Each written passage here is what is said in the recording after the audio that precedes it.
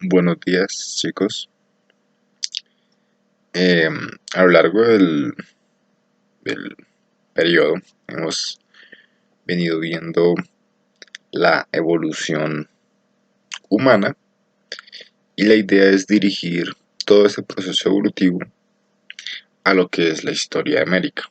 Entonces es muy importante para mí que se sepa todo el proceso desde el momento en que América está deshabitada hasta la actualidad, si es posible. No obstante, ya pasamos ese periodo de antropogénesis, que es cuando los humanos empiezan a surgir a partir de diferentes especies de primates. Entonces, en la primera diapositiva lo que vamos a encontrar es ese esquema muy resumido, porque ustedes han visto que es muy amplio, muy resumido de la evolución humana, para concluir con la idea sencillamente de que el Homo sapiens tuvo lugar evolutivamente hablando fuera del continente americano. Es decir, el humano no evolucionó en América. Ya terminó su proceso en lo que es África, Asia y Europa, donde se van a encontrar toda la diversidad de especímenes. Y en América ya van a llegar totalmente terminado el proceso evolutivo. ¿Listo? Entonces, en eso básicamente es como lo que consiste la idea de la primera diapositiva. En la segunda diapositiva vamos a encontrar un mapa del mundo con las diferentes rutas que ya habíamos hecho de tarea, pero no hubo momento de explicarlo bien. Hay tres teorías, o hay más, pero hay tres principales. Entonces, la principal dice que venimos los americanos, los amerindios, vinieron del norte, es decir, de lo que es Asia y el norte de América por Alaska. Se habla de un puente terrestre, no se habla de un puente de hielo, que es distinto. Un puente de hielo es intransitable, y más en esas épocas que la tecnología no era la más avanzada. La otra teoría postula que es por la Melanesia, por el Océano Pacífico Central, y la otra por el sur. Las fuentes sobre las cuales se basan cada uno de ellos para poder decir tal cosa son fuentes eh, que tienen sentido, pero son de difícil comprobación. Tienen más comprobación las del norte, las de Alaska. Esas sí tienen fuentes primarias, bien no en el sentido de que hayan habido testigos, pero sí hay vestigios que nos conducen directamente a poblaciones siberianas, que son las poblaciones asiáticas del norte. Entonces las otras no tienen evidencia genética. La tesis del norte de Siberia sí tiene evidencia en el ADN, en la estructura lingüística y, y en cierta organización cultural. Las demás teorías se basan en rasgos físicos entre los americanos del sur y los oceánicos, los de la Oceanía. Pero son rasgos físicos, no necesariamente implican un rasgo genético. Entonces, para empezar, no, el color de la piel no es un indicativo suficiente, porque es homogéneo por toda América. La otra son los instrumentos. Existe algo que se llama las cerbatanas, que son un tubito con lo que uno dispara y lanza flechas o dardos chiquitos. Y esas cerbatanas, esos tubos, son muy similares en la parte oceánica de la Oceanía y en la parte continental de América. En ese orden de ideas parecen coincidir, como si hubiera habido migración. La otra teoría es que se ha encontrado evidencia de que la Antártida en algún momento del Pleistoceno, que es cuando ocurren estas migraciones hace más de 50.000, 40.000 años, la Antártida no era tan helada. La Antártida llegó a tener flora y fauna abundante y se ha encontrado carbón. No se han encontrado rastros humanos, ni directos ni indirectos. Recordemos que los rastros directos son cabello, dientes, uñas, huesos. O sea, ni siquiera indirectos, tampoco se han encontrado ollas, tiestos, ropa. Se ha encontrado que el ambiente que ahí había favorecía la, la existencia humana, pero no se ha comprobado oficialmente. No obstante, la teoría está a la orden del día y dice que por ahí pudieron haber venido y que hay cierta relación entre los indígenas del sur que hubo en el sur de la Argentina con los actuales que aún sobreviven en lo que hoy es el sur de Australia. Más adelante tenemos la diapositiva que postula cada una de las teorías, la Polinesia, la del estrecho de Bering y la australiana, que cada una tiene su representante, basándose en las fuentes que les conté. La que más respaldo tiene es la del checo Alex, no sé pronunciarlo bien, pero porque no sé cómo se habla en checo, pero es HDLICK.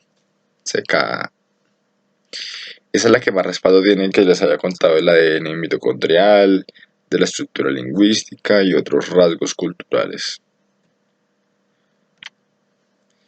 Luego ya para lo que nos ocupa, que es el caso colombiano, eh,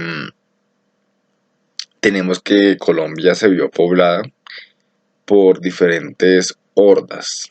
Es muy importante aclarar que cuando hablamos del periodo paleo-indio en América, solo aplica para América, no aplica para el resto del mundo. El periodo paleo-indio consistió en el poblamiento. Cuando eso estaba sin humanos, comenzaron a llegar. Ese periodo de transición, mientras llegaban, se llama el paleo-indio. No es posible, no es correcto afirmar que ahí venían los mayas, que venían los muiscas. No, eso sería muy posteriormente. Milenios en que comenzamos a encontrar ya mayas y aztecas. Por ahora son solo hordas, bandas, grupos migratorios que van llegando al continente y son nómadas, necesariamente nómadas. Se van asentando en los territorios, van consumiendo, van depredando, es una palabra, pero no suena muy fuerte, pero es lo que hacían, llegar, comer, cazar, migrar, no tienen una residencia fija, por lo tanto es muy difícil encontrar evidencia de ellos. No es que no haya, pero son datos poco concluyentes, que poco le dicen a uno del pensamiento de esas sociedades. Encuentra uno punticas de flecha, que sabe que así es un humano, pero eso no le dice a uno cómo comían, eh, no se sabe qué dioses creían, no se sabe qué idioma hablaban. No es tan fácil en esos casos. Ese es el paleoindio, un periodo de oscuridad, y no porque haya habido poca luz, sino porque oscuridad en el sentido de que la evidencia sugiere poca claridad en el tema. Como uno no tiene claro el tema, lo único que sabe es que son hordas, bandas, grupos de personas migrando. Entonces, eso es básicamente el mecanismo de funcionamiento dentro del paleoindio de los seres humanos llegando a América.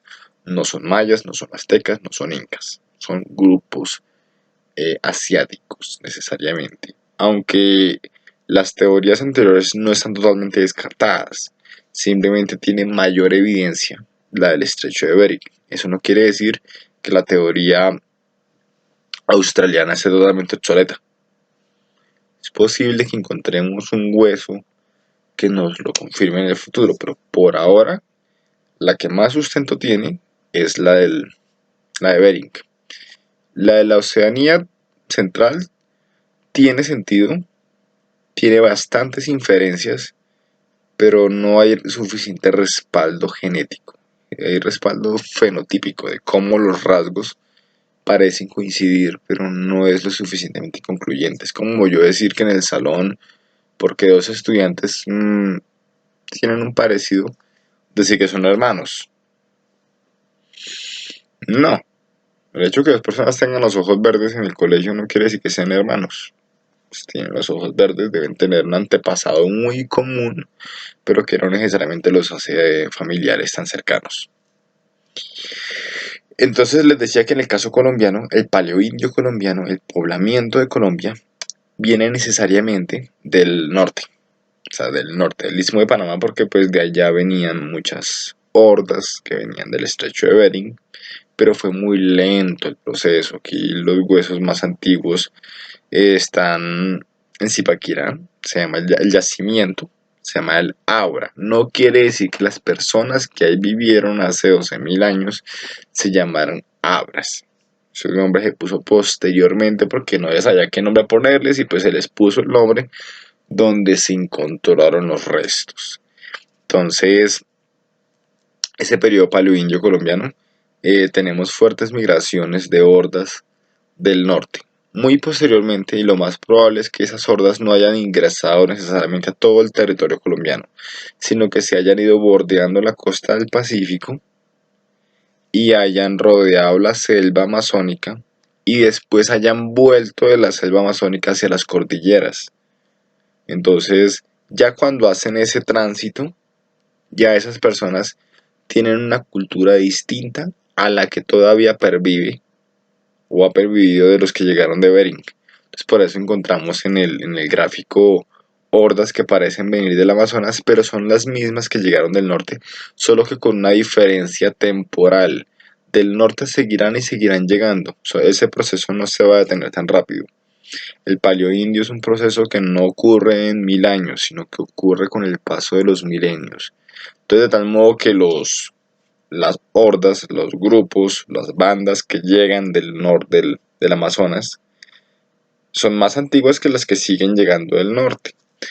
También hay otro grupo que viene de Venezuela, que es un grupo que se llaman los Caribes. Eh, es un grupo lingüístico muy amplio. Todavía quedan algunos que otros sobrevivientes, algunos que otras etnias. Entonces tenemos la conformación de los indígenas colombianos de diferentes índoles.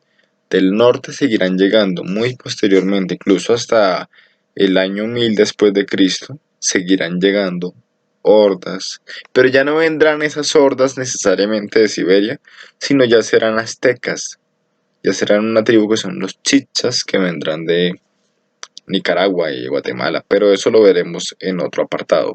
Por ahora lo que nos ocupaba era el paleoindio colombiano, que era ese momento en que llegan las poblaciones, que no es correcto decir que son mayas, aztecas, chichas, porque eso se dará muy posteriormente. En el caso del yacimiento del Abra, se le dice yacimiento porque no se sabe cómo se llama esa cultura. Los restos que allí se han hallado son de 12.460 años antes del presente. Presente, entiéndase, no hoy, sino 1958. Y otros restos también igual de antiguos que pertenecen al paleoindio colombiano son en una hacienda del Tequendama, en pie de Soacha. No tiene un nombre exacto porque pues restos de la hacienda más o menos se pueden decir. Y datan de hace 11.000 años. Tienen tecnología muy similar, pero no es fácil inferir el tipo de vida que llevaban. Se sabe que eran nómadas, se sabe que no tenían cerámica, se sabe que no cultivaban, hasta ahí. Pero ya sería muy atrevido a decir que ellos creían en la diosa Luna y que ellos tenían un calendario complejo. Es muy difícil, porque no hay evidencia que sustente eso, no hay fuentes. ¿Listo? Entonces, en la siguiente diapositiva pues tenemos esas rocas que se ven ahí. Cuando hay rocas así grandes, sobre una planicie o sobre cualquier lado, pero que es una misma estructura rocosa, se le dice abrigo rocoso. Eso es muy propicio para que los indígenas se intenten ocultar ahí. Entonces, ese abrigo rocoso pertenece al lugar del Abra. Entonces es como si fueran unas cavernas, pero no necesariamente tienen que ser cavernas, son rocas y rocas y rocas que algunas forman cavernas. En esas algunas que forman cavernas se han encontrado los restos de las personas, tanto en el caso del Abra como en la hacienda del Tequendama, ¿sí? Son abrigos rocosos, no tienen por qué ser cordilleras, no tienen por qué ser de miles de metros, no, eso puede ser divinamente como una casa de 2 pisos, puede ser de grande como una cuadra, como varias cuadras de grande, entonces no hay que necesariamente confundir el término abrigo rocoso e imaginar que es el Himalaya o el Everest, no, listo. Eh, Se sabe por excavaciones. Cuando se habla de estratigráfico, si llegan a ver el término, significa que las capas de tierra que hay desde el pasto hacia pues, hasta donde lleguen se llaman estratos. ¿Listo? Entonces, los restos estratigráficos, las capas de tierra hasta la roca madre, hasta la placa tectónica, por decirlo así, esas capas, esos estratos, cuanto más profundo sea, le van indicando a uno la antigüedad del resto que uno encuentre. Uno puede encontrar restos de polen, que es muy útil para determinar el tipo de plantas que ellos transportaban y si esa planta realmente pertenecía ahí. Y si hay una abundancia no justificada naturalmente de polen, quiere decir que esas personas manipulaban cierto tipo de especies botánicas. Manipulaban no quiere decir necesariamente que cultivaran en masa. Probablemente cultivaban una matica o 2 maticas, pero es muy atrevido decir que cultivaban. También se pueden encontrar restos de cabello, se pueden encontrar un diente, pero un diente no le dice a uno gran cosa. Le puede decir mucho la alimentación que esté incrustada dentro del diente o si el diente está enfermo, pero no mucho. Y el taller que sigue, pues es sencillo. Tienen que poner el nombre de cada personaje en 2 de las teorías que hay. ¿Listo? Y hacer un dibujo eh, recreando cómo pudieron haber vivido estas personas en ese momento de Colombia. Y explicando muy brevemente en qué consistía.